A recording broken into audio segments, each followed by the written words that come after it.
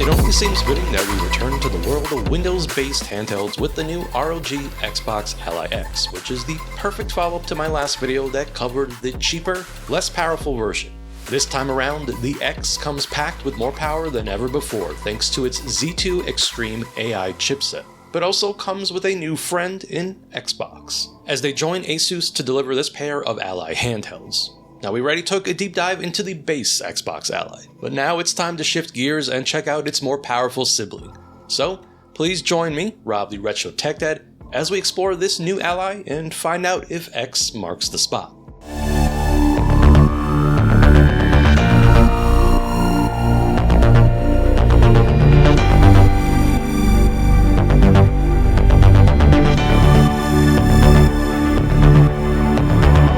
And so here we are with the Xbox Ally X, and with it comes a whole new spec sheet, unboxing, and tour. Now, there will be some similarities here between this and the last video that I made for the base Xbox Ally, so I will try to point out what's actually different here, and it does start with the packaging, which for the X model comes in this black box that lets us know we are in fact getting the Xbox Ally X. But that's not the only difference, as the Xbox Ally X is powered by AMD's Z2 Extreme AI chipset, which is substantially more powerful than the Z2A that's found in the base model. As always, I will have full benchmarks later on in this video for more of that technical information if that interests you. Now, what does stay the same is the display, which is the same one found across every version of the Ally handhelds back to the first generation, and it is the same 7-inch IPS display that features a resolution of 1920 by 1080 with support for 120Hz VRR and up to 500 nits of brightness. And much like before, I find this display to be very solid all around with great color reproduction, contrast, and viewing angles.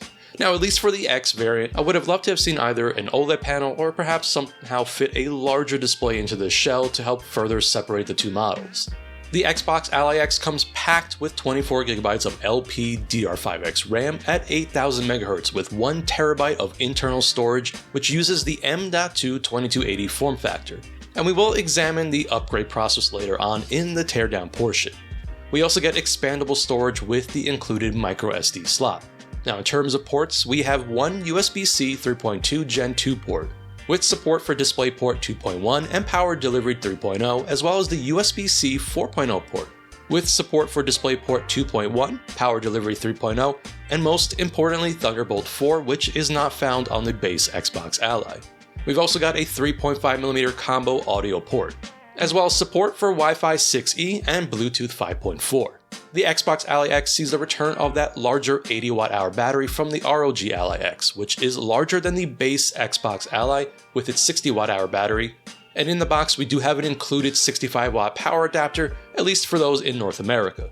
As always, I will be examining battery performance later on in this video. The Xbox Ally X is available now for purchasing worldwide and is available for $999 at retailers like Best Buy, as well as direct from Asus and Microsoft. I'd like to thank Asus for allowing me to evaluate the Xbox Ally X, and as always, this video was not reviewed prior to publishing. So let's take a quick tour around the device itself, and there are lots of similarities here between the base Xbox Ally and the X, at least cosmetically. So outside of the color difference, if you've seen my review video of the base Xbox Ally, this might sound similar, with the only real change being the shoulder triggers that are impulse-based, like the Xbox Series controller, which is not found on the base Xbox Ally. Now, I will say that the impulse triggers are a bit of a gimmick, as it's not really a standard on PC and not that well supported in games outside of a few notable ones like Forza Horizon. And when it is supported, it's a pretty cool feature, but impulse triggers are basically just rumble inside your trigger that has been around since the Xbox One days,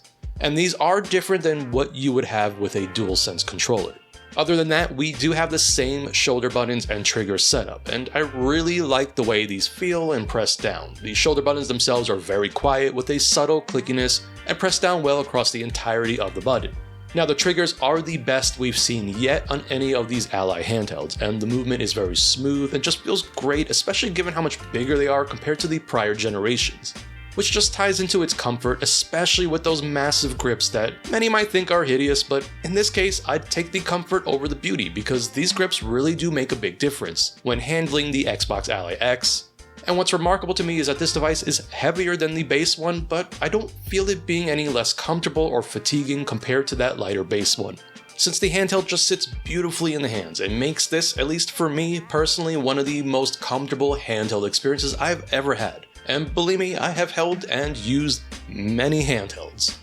The grips also have that texture which makes the device easier to hold and not slick or slippery. Now when we come front side, we have a very similar arrangement to the prior generations of Ally handhelds with the asymmetrical analog stick setup like on an Xbox controller, and these are full-size sticks that again feel great and replicate a console experience. There is a new addition here with the dedicated Xbox button that is used to navigate within the Xbox full-screen experience, as well as bring up your game bar for quick access to important functions. It does seem a bit redundant given we have a button for Armor Crate, which essentially does the same thing. And we do have a decent enough D-pad here. This is not my favorite at all, and while it's a big step up from the first generation Ally, it still leaves a lot to be desired for me, but I do think that it has a very subtle improvement in terms of its movement and the pivot in the center. On the other side, we have the face buttons, and you will notice that I swapped my face buttons out, which we'll go over in the teardown portion, but these buttons are basically like an Xbox controller, and while they aren't the quietest to press down on, neither is an Xbox controller, but the buttons themselves work great,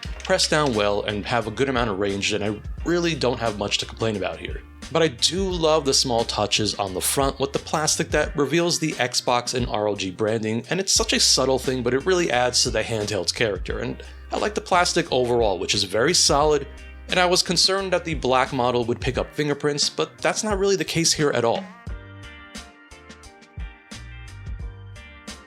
Finally, let's talk about the front-firing speakers, which are insanely loud and the best we've seen, or heard I should say, on an ROG handheld to date, and with the placement of the speakers and the addition of the grips, which for the most part are empty, the bass of the speakers permeates through the grip, adding a potentially unintentional effect that just adds to the whole experience, and the volume scales very well, going from the lowest to the highest, and I think that many will just be pleased with just how solid these are. Now of course, the hardware sets the stage, but really it's the software that can steal the show, and so it seems like the perfect time to talk about the Xbox full-screen experience, which is the big thing that these new handhelds have been pushing. I did a similar thing with the base Xbox Ally. And it's quite fortuitous that my review of the X is coming a little bit later because even in the about 2 weeks or so since, I have seen some changes take place from my experience with the base Xbox Ally, and so this is an opportunity to take a second look at the Xbox full screen experience. Now once again, I want to say right off the bat, this is not an Xbox, at least not in the traditional sense. So if you are looking for an Xbox Series S or X and a handheld, this is not it, and yes, this is still a Windows-based handheld with very Windows-like behavior, including an initial setup that features plenty of updates, and I did confirm from real-world buyers at launch that they too had a similar experience. But as I said for my Xbox Ally review, the potential is very much there though, and I will say that my experience here has been even better than on the base Xbox Ally thanks to the stronger chipset and amazingly 2 weeks worth of additional updates which have helped quite a bit. Some of my concerns from my time with the base model have already been addressed, like security prompts that I needed to go into the desktop mode to address can now actually all be done fully within the Xbox full screen experience, which means we can now do more than ever just in this full screen experience. In fact, in the 2 weeks using the Xbox Ally X, I found myself hardly ever going back into the desktop, which is a big win in my book and a very nice thing to see coming from my time prior to the launch of these handhelds and my experience with the base model. If you're familiar with the Xbox app on Windows, this is basically what you're getting here, and that's all you're getting here when in the full screen experience. Holding down on the Xbox logo on the handheld allows you to see the multitasking switcher, and as you can see, all I have open right now is the Xbox app and nothing else is running here. The nice thing is that if you do need the Windows desktop, it's available right from here and it loads in an instant. Now you can also instantly switch back into the full screen experience, but the app will advise you to restart your device back into full screen experience if you want the best performance. It's amazing what updates can do since this is feeling more and more seamless. But I did still have some issues, and actually at one point my device no longer launched into full screen experience and it was completely absent from the Xbox app and even in Windows settings, so I had to get creative to fix the issue, which required me to switch over to an insider build. And so it does always come full circle in that if you're not entirely comfortable with Windows and what that might entail, this is still not a perfect and dedicated handheld experience. I think if you want the Xbox Series S or X interface and experience on a handheld, this is not quite it. But for those of us that are big PC gamers and Windows gamers, this is a big win and a step forward to getting a more streamlined interface for our handheld devices. It's a double-edged sword, since console gamers probably play on consoles because it's a fairly user-friendly experience, and for those of us like me who are big PC gamers, we still want the openness of Windows, but we do need better ways to interact within Windows on a handheld specifically, and for the most part, Xbox Fullscreen experience does it.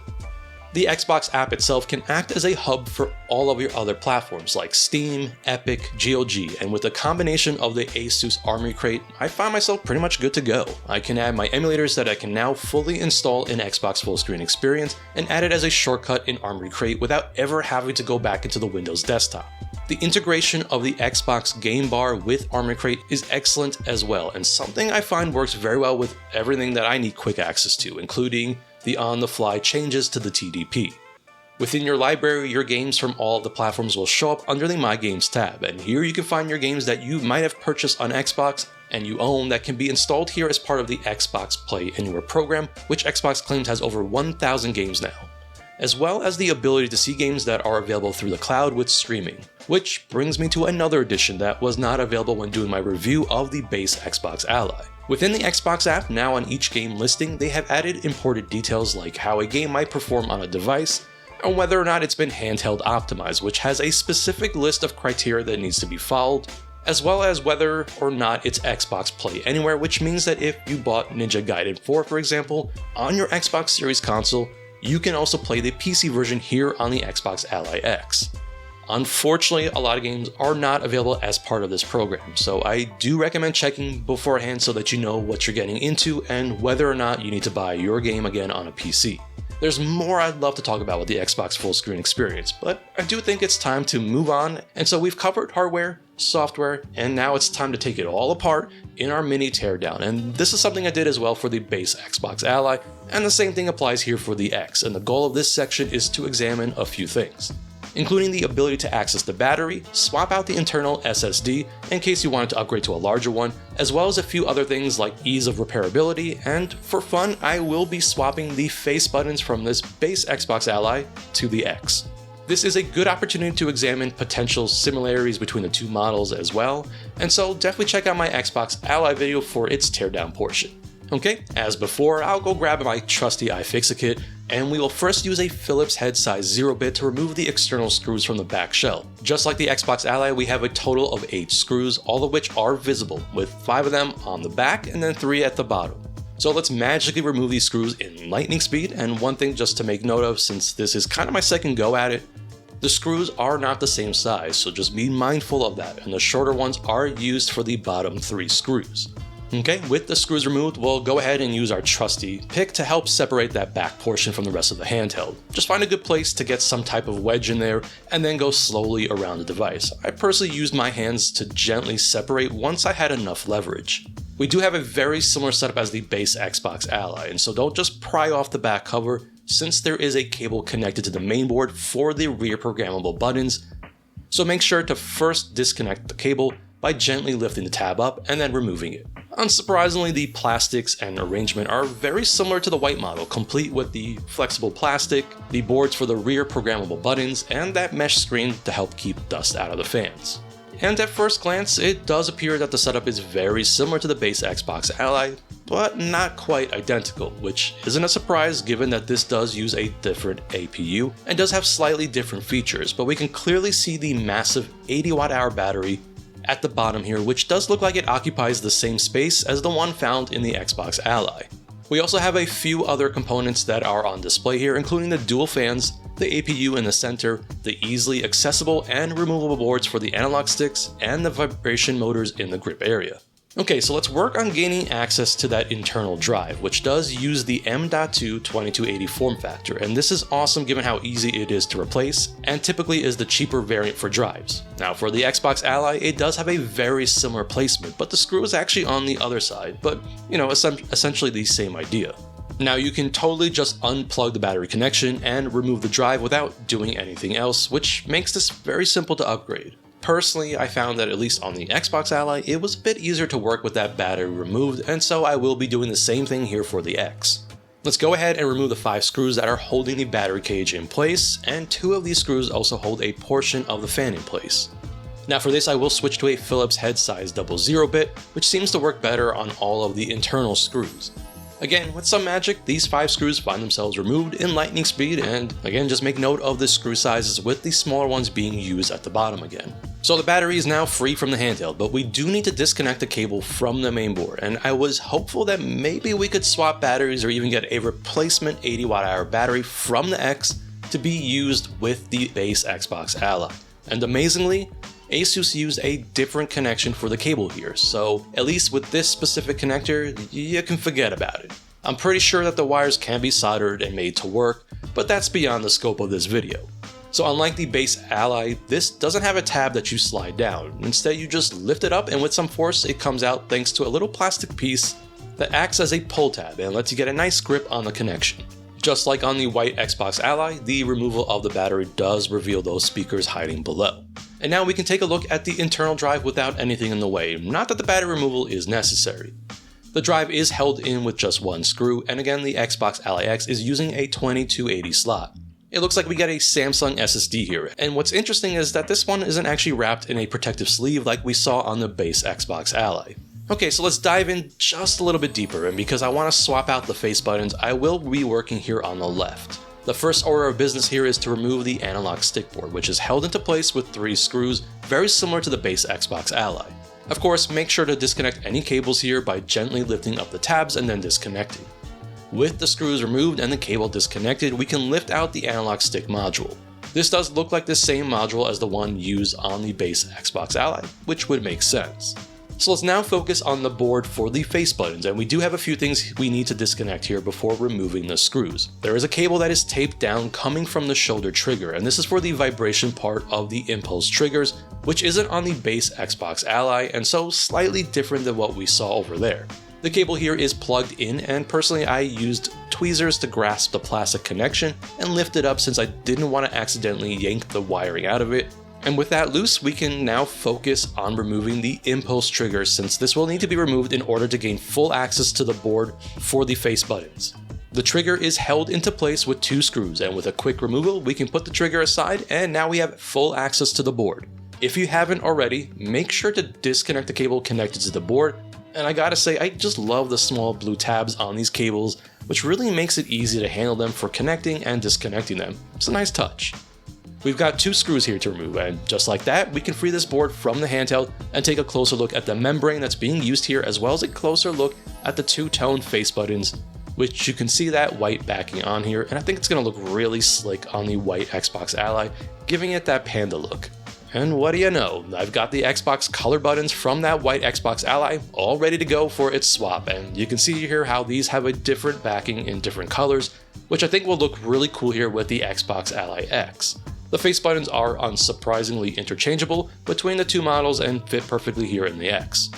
And with all that in place, it's time for the reveal, and I gotta say this looks pretty fire. I especially like how it looks on the white Xbox Ally, but again, let me know what you think in the comments section and if I should keep it this way. Alright, I'm all good here, I got what I wanted out of the teardown section, and now it's time for everyone's favorite section, at least if you like numbers and benchmarks, and if you don't, please feel free to skip ahead to the gaming section, which I have timestamped for your convenience. First, let's just quickly talk about the AMD Z2 Extreme AI chipset, and in my last video for the base Xbox Ally, I talked about the Z2 lineup of chipsets that covers 5 very different chips available in different handhelds that are based on all sorts of different AMD technology. The Z2 Extreme AI chipset represents the best that the Z2 lineup offers, and so at least for the Xbox Ally X, we are getting something that is based on far more current AMD tech, with a CPU that is based on Zen 5 and the GPU that is based on RDNA 3.5.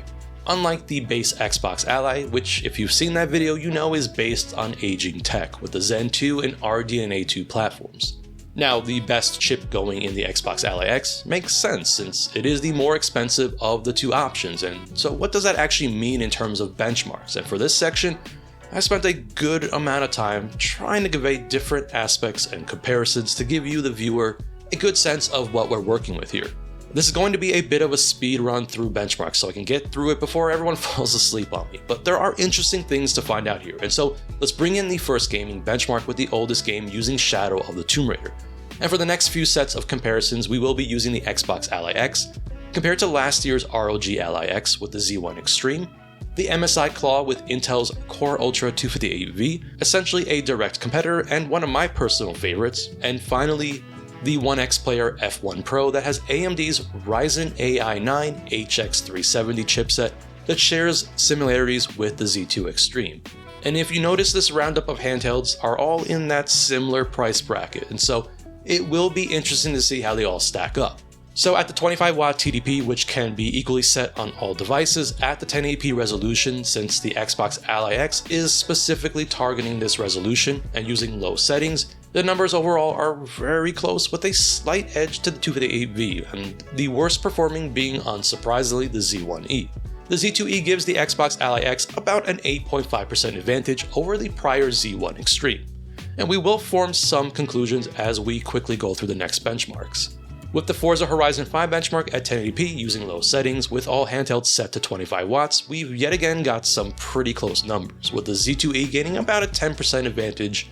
over the Z1 Extreme. And for this Cyberpunk 2077 benchmark using the Steam Deck preset at 1080p with 25 watts, the numbers are again all within a similar range, and that Z2E sees about a 12% increase over the Z1 Extreme. Black Myth Wuchang is up next, and a benchmark that absolutely makes these handhelds crawl at 1080p using low presets with the 25W TDP, and we really can't get much closer than this, with the only notable exception being the Z1 Extreme at an average of 26 frames per second, which means that the Z2E sees its best gain out of these benchmarks at about 19%.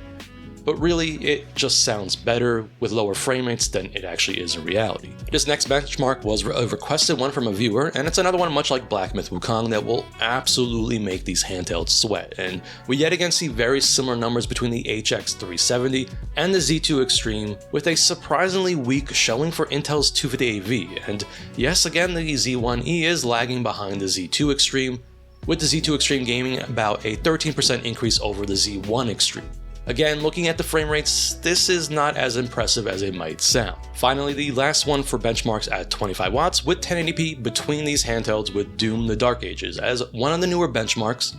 and it's mostly a similar story outside of the weird anomaly with the 258V. And I tested that a few times to ensure that it is accurate, but focusing on the Z1 Extreme to the Z2 Extreme jump, and again, that 10% increase is found here.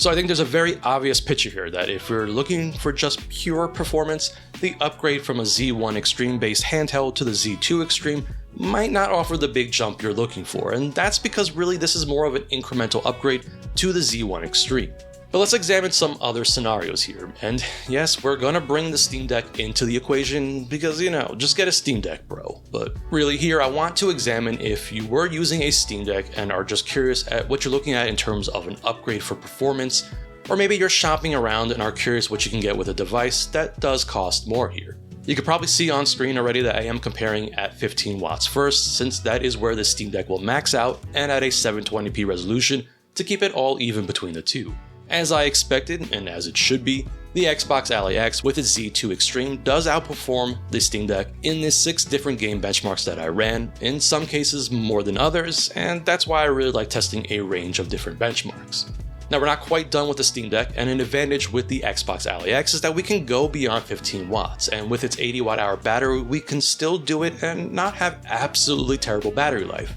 And so let's look at what that means for the Xbox Ally X over the Steam Deck, and we definitely start to see numbers really pull away here, with some pushing almost as much as double the frames. Finally, the Xbox Ally X can go up to 35 watts when it's connected to a power source, so if you're plugged in on your couch or just enjoying it on the TV as a docked experience, let's see what that means for you, and naturally with an increase in power, we can push more frames.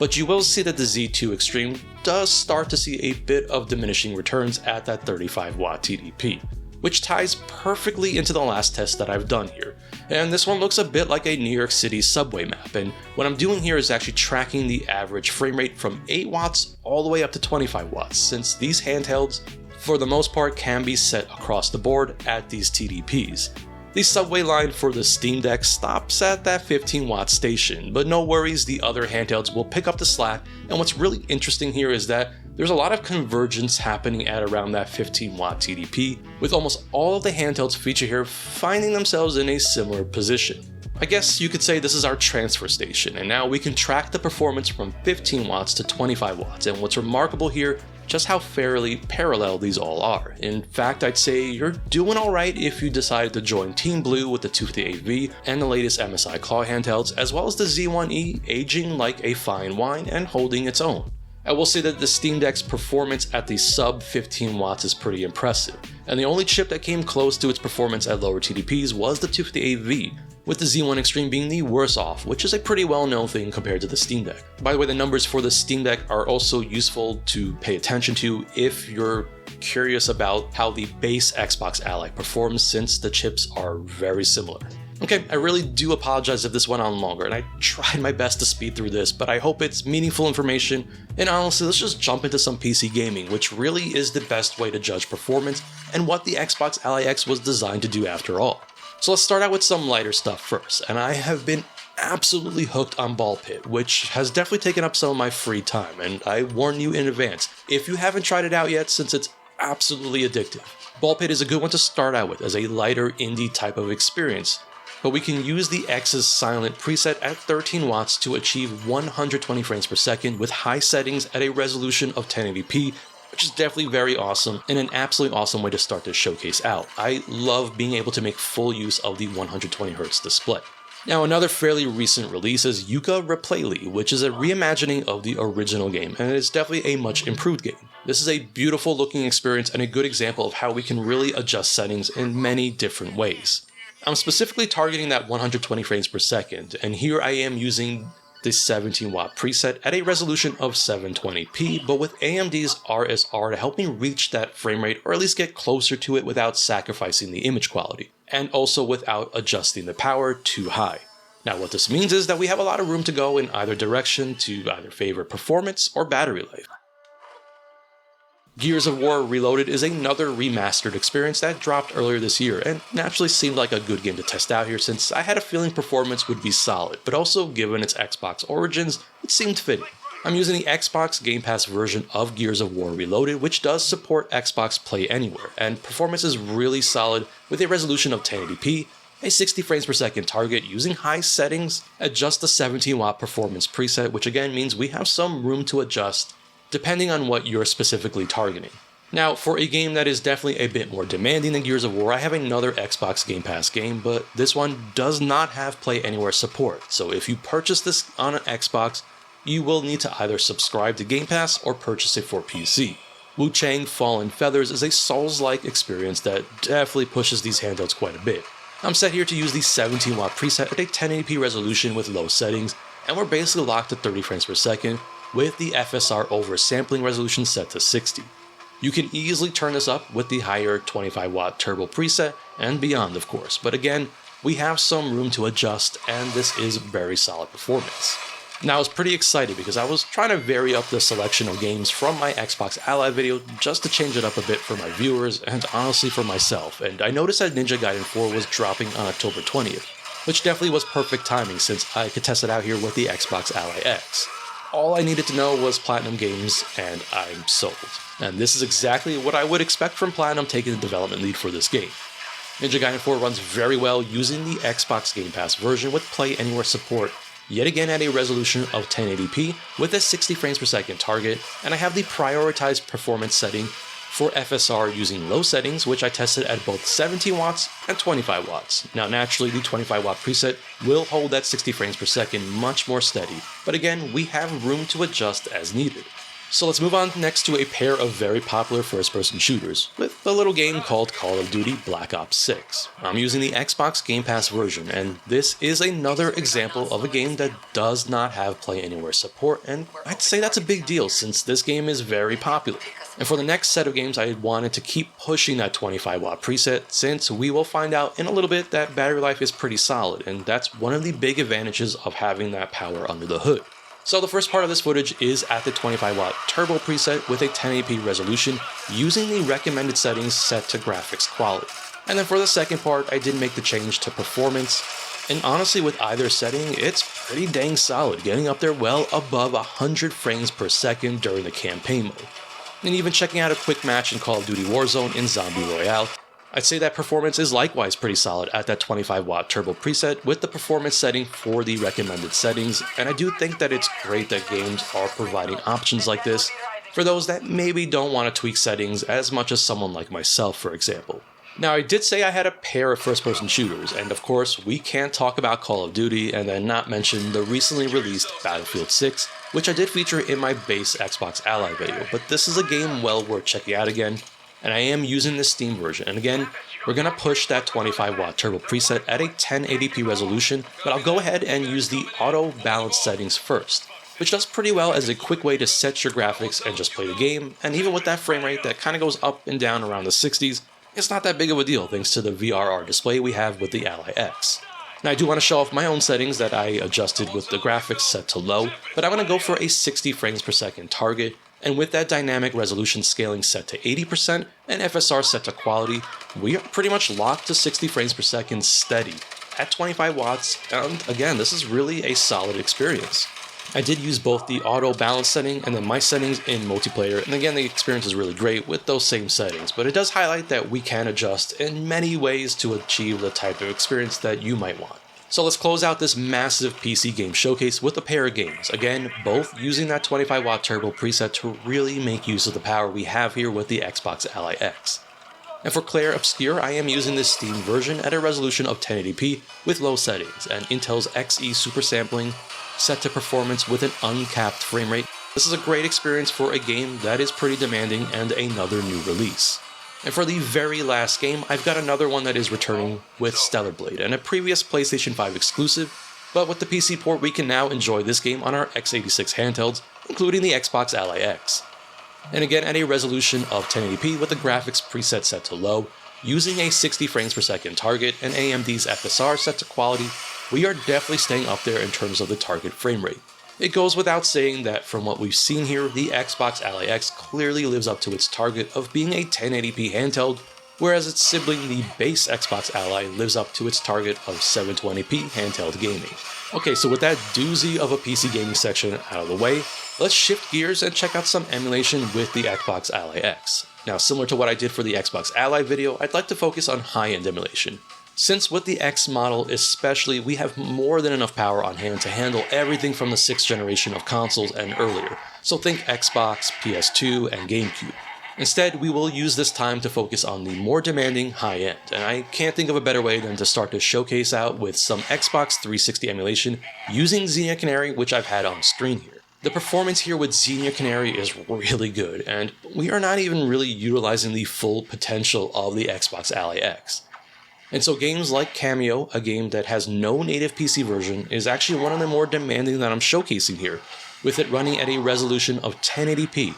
So not the native 720p resolution, as well as a 60 frames per second patch, but with the 17-watt performance preset, which means we have plenty of room to breathe here. For me though, it's amazing what we can run at just the 13-watt silent preset, since I've got Burnout Revenge, Forza Horizon 2, and Naruto Rise of a Ninja, all running here using just that 13-watt preset. I figured it would be fun to showcase Forza Horizon 2, since I did feature the first one for the base Xbox Ally, but the sequel doesn't get as much attention on the Xbox 360, since really the focus was on the Xbox One version at the time. The 360 version is still very much worth checking out, and even though it wasn't developed by Playground Games, Sumo Digital did a great job with it, and they themselves are no strangers to racing games. And while Burnout Revenge is on several other platforms that we can emulate easily, the Xbox 360 version is interesting since it's technically the only next-gen version of Burnout Revenge, and so why not? We don't need no stinking PS2 version. We can emulate the beautiful Xbox 360 version here at just 13 watts, using 1080p with 60 frames per second, and this is just an awesome way to play Burnout Revenge. So let's hop on over to the Sony side and check out some PlayStation 3 emulation using the excellent RPCS3 emulator.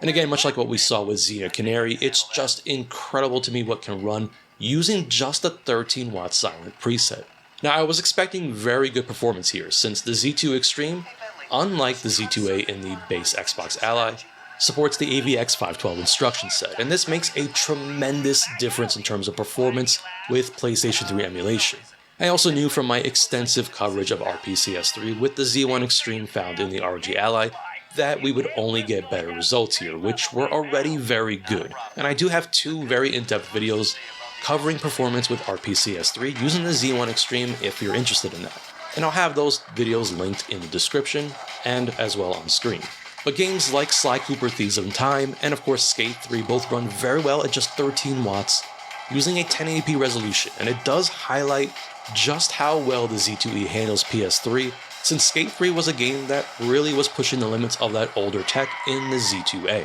For fun, I wanted to check out performance with Tron Evolution, since I was inspired by the new movie that dropped recently, and I really enjoyed this game back in the day, and wow, does it look really good here, and it cleans up so well using the 1080p resolution.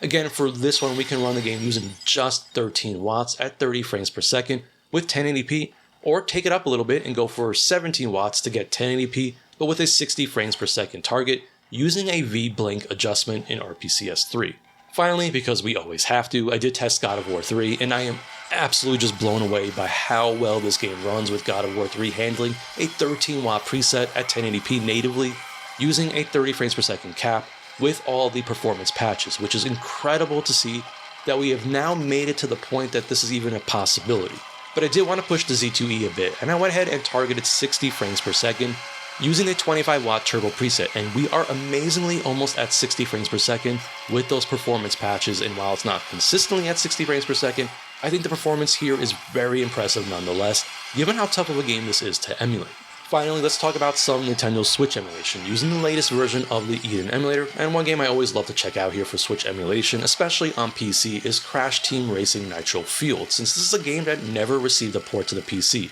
And given how well it emulates here, it seems like a really good way to enjoy this game on something like the Xbox Ally X. I've got Crash Team Racing here set to use 2 times the native Switch resolution in docked mode, which is the equivalent of 4K, using just the 13 watt silent preset, and this game looks absolutely stunning here. Of course, we can't talk about Switch without some Mario, and one that I wanted to check out was Super Mario Wonder, mostly because I really love the game, but really the other awesome Mario games will do just as well here. Mario Wonder is another game that is running very well with Eden using that 2x native resolution in handheld mode this time, and with an FPS stability patch for 60 frames per second. I've got this running as you see here with just the 13 watt preset on the Xbox Ally X, and clearly we can see just how much can be done with this setting that will really do quite well for battery performance. Finally, let's talk about Tears of the Kingdom, which I am running here using the 25 watt preset, and let me tell you, just coming from the base Xbox Ally and then playing Tears on here, and it's remarkable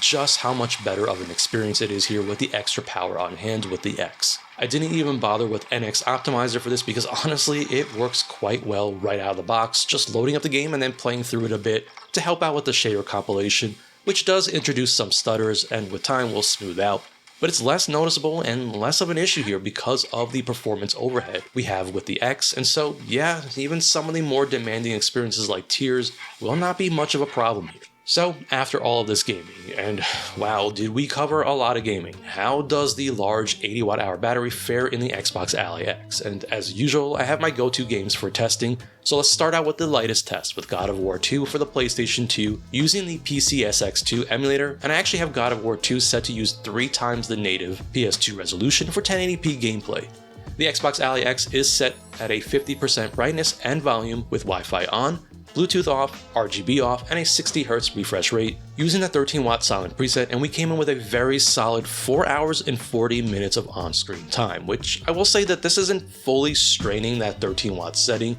but it does show us that the Xbox Ally X will scale power as needed, and so for this 13 watt preset, I will say that generally about 4 hours of gameplay is going to be fairly realistic, assuming a total power draw of about 20 watts. Now for my more demanding tests, let's check out Returnal, and first let's see how it does with the 17 watt performance preset, which for me personally is my favorite preset when trying to balance battery life and in-game performance, and Returnal does quite well here, set to low settings at a resolution of 1080p, with AMD FSR set to balanced at the same 50% brightness and volume, Wi-Fi on, Bluetooth off, but the RGB turned back on, and a 120Hz refresh. We came in at about 3 hours of on-screen time, which is really good here. Now finally, for the most demanding test, once again with Returnal using the same exact settings as before, but now we're going to bump things up to use that 25 watt turbo preset, and we came in at about 2 hours of on-screen time, and it's about what I expected given the power draw, and for me I really do love these handhelds with the larger 80 watt hour battery that can give us this type of battery life on the higher end. Now in terms of charging using the included 65 watt power adapter, I timed it at about 1 hour and 45 minutes for a full 0% to 100% charge. I also wanted to check out the thermals on the X, and during my nearly 2 weeks of using it, I never really noticed the heat at all, or even really noticed the fans going crazy, even during more demanding games. There's no doubt that the cooling works very well here, moving all of that heat away from the handheld as expected. And because of the location of the APU, as well as having the grips at the sides, we never really come in contact with a spot that feels warm at all, and so for the X, this really isn't much of an issue. And so with that, it's time for this doozy of a video to come to an end, and there's no doubt about it, the Xbox Ally X is a powerful handheld that brings solid performance to the table. And if you are diving into the handheld space for the first time, I think you'll be very happy with what this handheld offers. Now for those that are fully entrenched in this space and maybe have the Ally X or another Z1 Extreme handheld or similar, the Xbox Ally X might not offer enough of a reason to upgrade, and so you will need to consider what you're looking for from a potential upgrade. I'm actually really excited to dive further into some cool stuff with the Xbox Ally X, and so this will not be the last time we see it on the channel. But until then, as always, I am the Retro Tech Dad, and thank you so much for watching.